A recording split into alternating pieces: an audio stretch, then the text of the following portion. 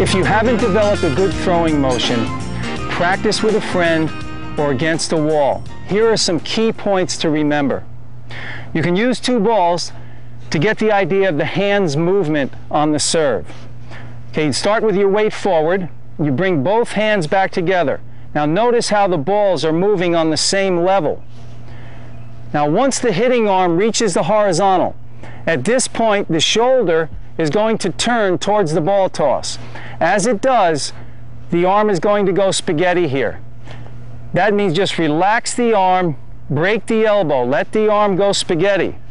It's also essential at this point that the palm of the hand does not turn up. Notice how the palm is down. At this point, the hand's first movement is this way, up like I'm going to salute or tip my hat. So the hand moves this way with the palm down. This is one of the most crucial things you need to learn on your serve. At this point, if the palm goes up, you're going to get a patty cake serve. Your arm will never form that nice loop that gives you a fling or a nice throw. So remember, start with 2 balls, get the idea of the hands moving together. Hands come back together and then up together. At this point, remember the toss would be released.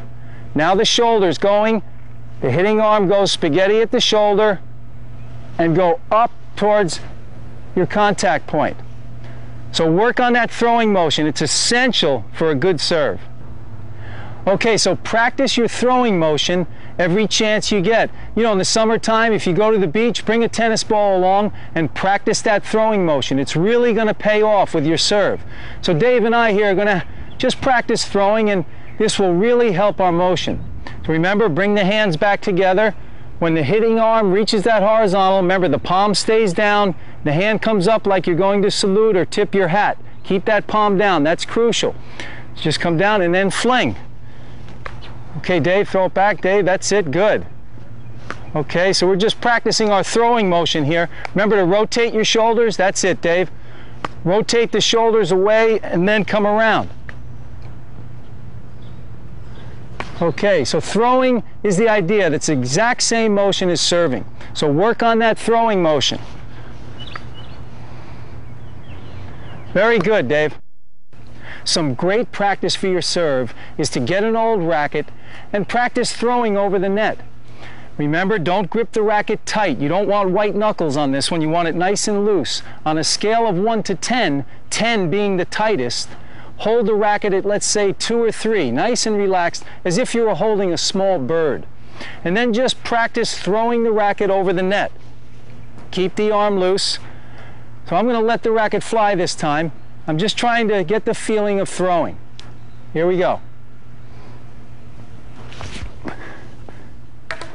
That's the feeling you want.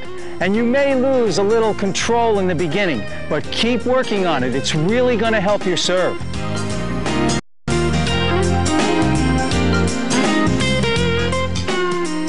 Remember, once the hitting arm reaches the horizontal, this is a key factor here. The palm of the hand has to stay down. Remember, the palm of the hand stays down and comes up like you're going to salute or tip your hat. This will enable the racket to come up over your head. Actually, the tip of the racket will face each section of fence inside the tennis court at least once and the back fence twice. Let me show you what I mean. Okay, I start with my weight forward, I rock back. Now the tip of the racket is facing the back fence. Now the hitting shoulder starts to go towards the ball toss. Now the tip of the racket is facing the side fence.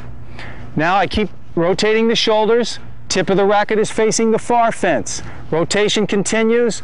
Now I'm facing the side fence here. As I come around to hit the ball, now the tip of the racket again is facing the back fence.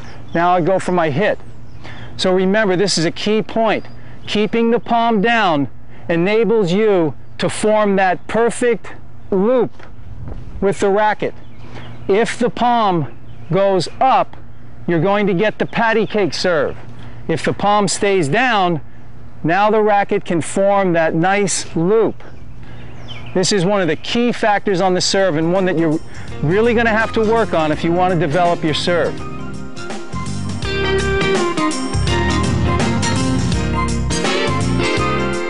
The grip that's best suited for the serve is Continental.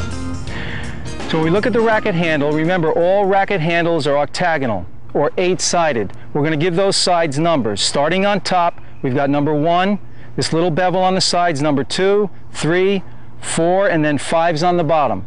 The same thing for a left-hander going the other way. 1 is always on top, 2 is the small bevel on the side, 3, 4, and 5's on the bottom. Now using the hitting hand, the reference points that we'll use, the index knuckle on the inside of the hand and the heel of the hand, those two X's we want to place on number 2. That's going to give us a Continental grip. So when we put the index knuckle and the heel of the hand on number 2, that gives us our Continental grip, which is best suited for the serve. Now when you have the Continental grip, this will make it easy for your wrist and your forearm to snap as you go to hit your serve. As you come back, relax the arm. Now the hand is on the side of the handle. You see how I can snap my wrist nice and easy. On the other hand, if you were at number 3, an Eastern grip, this inhibits the snapping of the wrist.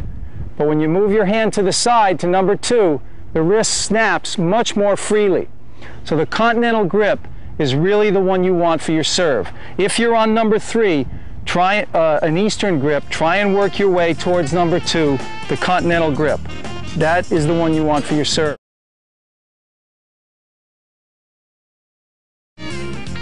Notice here how my palm stays down and the ball toss is released about nose height. By keeping the palm down, watch now as the racket makes a perfect loop, enabling the racket to pick up speed.